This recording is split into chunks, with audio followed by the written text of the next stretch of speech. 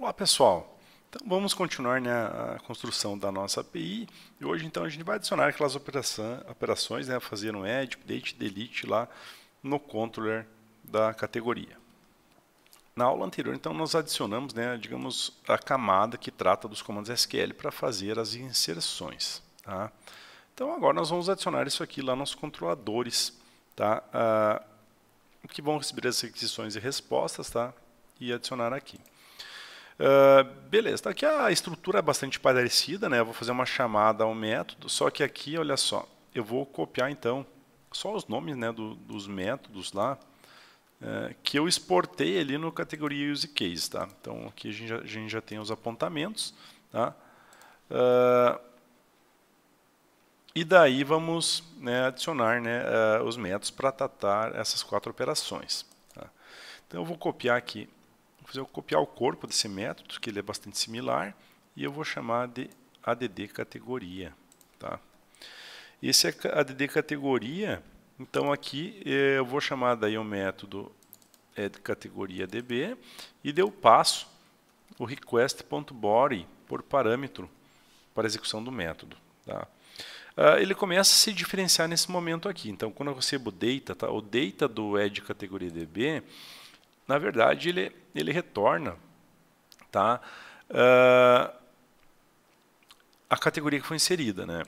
Então aqui eu vou fazer um return de um JSON um pouquinho diferente, tá?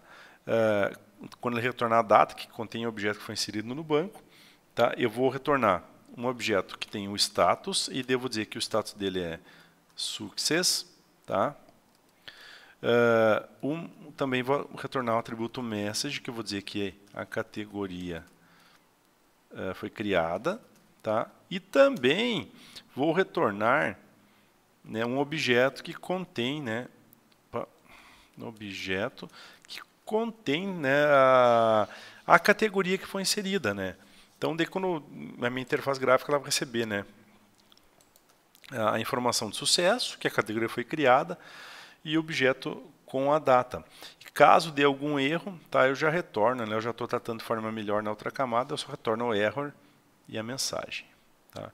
E assim por diante a gente vai colocar os outros. Tá? Vou fazer também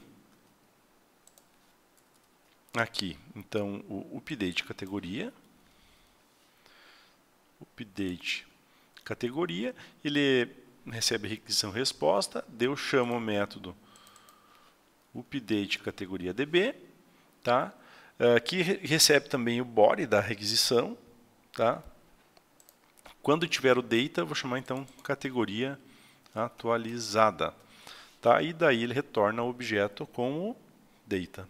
E caso contrário, ele retorna erro, tá? Posteriormente, né, a gente vai fazer também o método. Você viu que eles são muito parecidos, a maneira que a gente programou, né? Então fica bem fácil de mudar. Vou chamar o delete categoria. Só que aqui o delete categoria, o que ele faz? Tá? Esse delete categoria eu vou ter que fazer um parse int. Tá? E daí eu vou pegar do request, eu vou pegar o params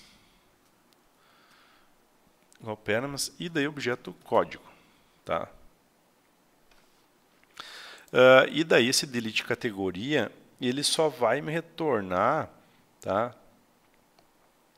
Digamos, sucesso, e a mensagem, no caso, eu vou colocar aqui data. Tá? Porque lá o delete categoria, olha só, ele retorna ou esse erro, ou então uma mensagem. Então o data dele vai ser o próprio conteúdo do mensagem, esse aqui não tem o objeto. Tá? Em caso de erro, né, ele retorna o erro.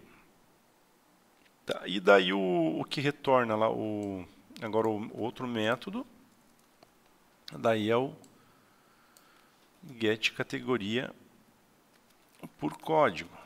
Tá? Aqui eu tenho que chamar o delete categoria db também, né? Então, no delete categoria, passo o nome do método. E aqui eu vou chamar o get categoria por código db, passando também. Aqui não é, aqui é parse int, tá? É parse int. E aqui também parse int, né? E eu passo request.params e um parâmetro que eu vou chamar de código, tá? Se ocorrer sucesso, né, ele vai retornar também um JSON Aqui, na verdade, eu não vou retornar a mensagem, eu vou retornar diretamente o data, que dele já retorna o objeto em si, eu só capturo. Em caso de erro, eu retorno isso aqui. Tá? E daí eu vou exportar esses métodos. Tá? Então, eu vou colocar aqui o add categoria, o update categoria, delete categoria e o get categoria por código. Tá? E basicamente isso aqui, né, é o meu controle. Né? Agora na próxima aula a gente vai adicionar, tá, esses métodos aqui em rotas categorias. Tá, pessoal? Obrigado pela atenção e até a próxima aula.